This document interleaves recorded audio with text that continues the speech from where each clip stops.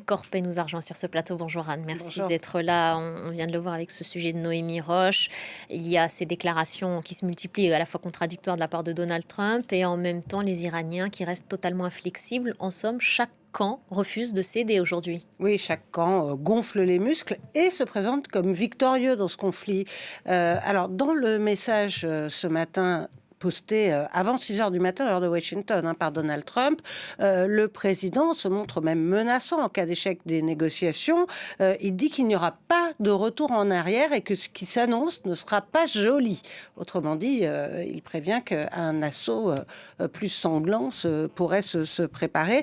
On l'a vu, l'Iran nie toute négociation en cours, continue de frapper non seulement Abu Dhabi, Israël, mais aussi il y a eu des attaques lancées ce matin contre le Koweït et l'Arabie saoudite. Et surtout, l'Iran maintient sa capacité de blocage du détroit d'Ormuz, revendique désormais la souveraineté sur ce détroit stratégique. C'est-à-dire que l'Iran entend imposer un péage, par exemple, pour le passage des navires. C'est évidemment inacceptable pour Washington, qui, dans son plan en 15 points, qui reprend en gros les demandes qui étaient formulées avant le début de la guerre, a ajouté spécifiquement la libre circulation dans ce détroit d'Ormuz, qui a d'ailleurs suscité un commentaire ironique de la part du ministre de la Défense pakistanais sur X, qui a écrit l'objectif de la guerre est désormais d'ouvrir le détroit qui était ouvert avant la guerre, avec un petit emoji de mains qui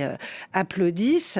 Le Pakistan qui a donc offert, qui joue les intermédiaires, qui a fait passer ce plan de 15 points aux Iraniens, et qui avait offert même la possibilité d'une rencontre directe entre négociateurs américains et iraniens.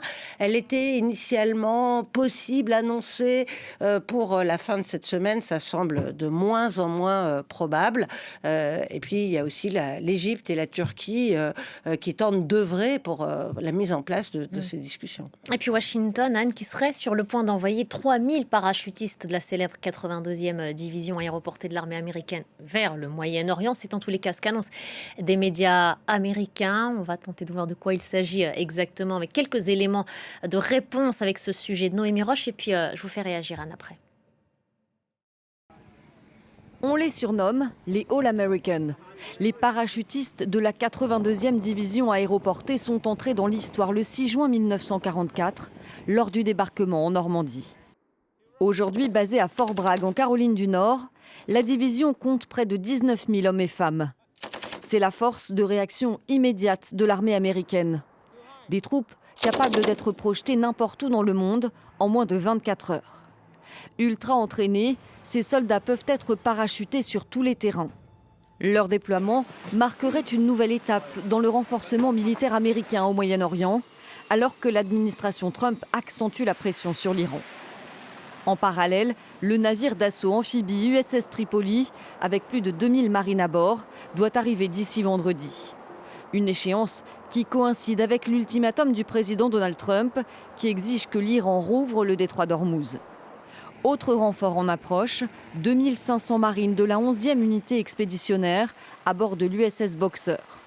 Des forces spécialisées dans les opérations amphibies. Ces unités pourraient être utilisées pour prendre le contrôle de l'île de Karg, point stratégique des exportations pétrolières iraniennes. Les États-Unis déploient déjà environ 50 000 soldats dans la région, répartis sur un vaste réseau de bases dans une vingtaine de sites, essentiellement au Qatar, au Bahreïn, aux Émirats arabes unis et en Arabie saoudite.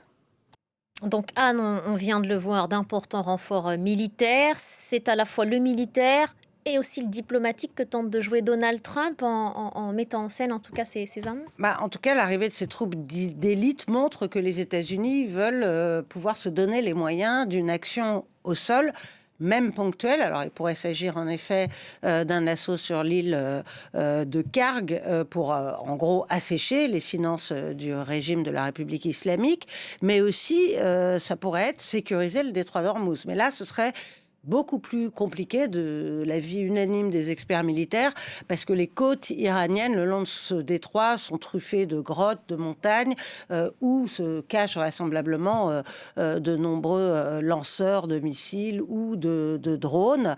Oui, la tâche est immense. C'est aussi pour ça que Donald Trump avait appelé à un moment donné Absolument. plusieurs pays à l'aider à sécuriser ce couloir. Absolument.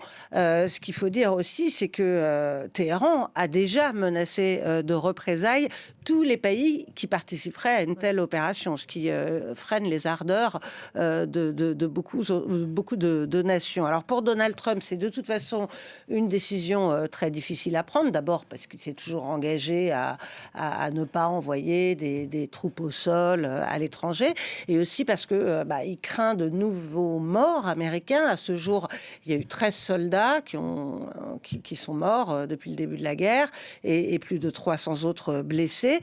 Cependant, selon le Wall Street Journal, il y a dans l'entourage du président des gens qui le poussent à une telle intervention dans le but de faire enfin tomber ce régime, ce qui lui permettrait de finalement marquer son héritage. Et ça, c'est une perspective qui pourrait tenter le président.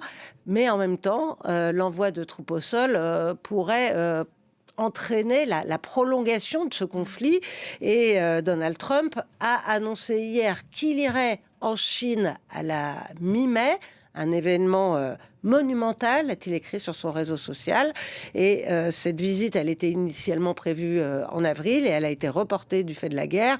On imagine mal Donald Trump aller à Pékin alors que la guerre se poursuit encore dans le Golfe. Donald Trump, comme toujours, joue sur son imprévisibilité. Il est donc difficile de faire des pronostics, mais l'arrivée imminente de ces troupes pourrait permettre une action au sol dès le week-end qui vient, à un moment bien sûr où la bourse américaine est fermée. Merci beaucoup, Anne. Merci pour ces éléments de compréhension.